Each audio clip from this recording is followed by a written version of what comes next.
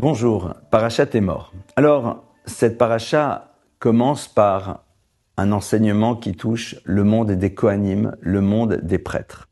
Je voudrais m'arrêter un instant avec vous sur c'est quoi cette histoire des Kohanim, des prêtres? Puisque le verset par ailleurs va nous dire Ve'atem tiuli mamlechet Kohanim v'goy kadosh. Dieu dit au peuple d'Israël, vous serez pour moi une nation de prêtres et un peuple saint.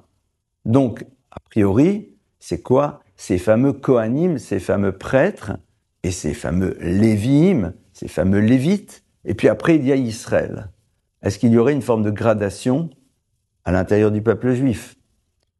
On touche ici un point qui va être essentiel.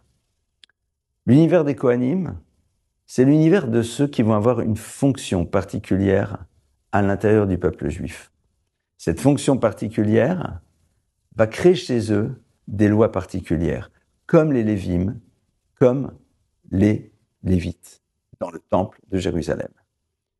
Lorsque la Torah nous parle de ce que je vais appeler ces différentes catégories qui sont présentes dans le peuple juif, elle est en train de nous dire, sache que chacun des membres du peuple juif a une mission à remplir et qu'il doit assumer pleinement. Il y a, vous savez, dans les lois des Kohanim et aussi des Lévim, il y a deux éléments. Pardonnez-moi, il n'y en a pas que deux, mais je pense à deux éléments.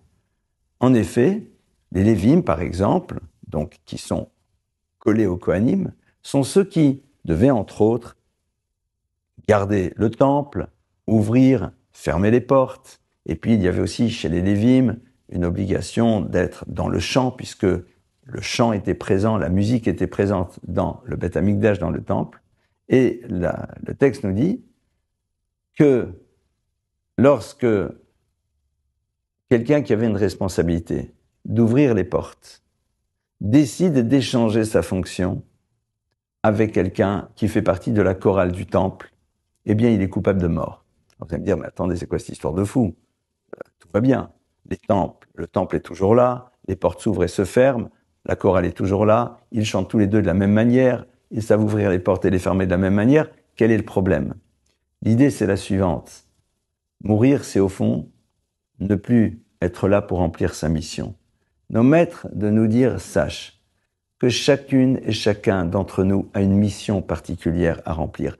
Arrête de vouloir regarder ce que l'autre est en train de faire. Interroge-toi sur la mission qui doit être la tienne.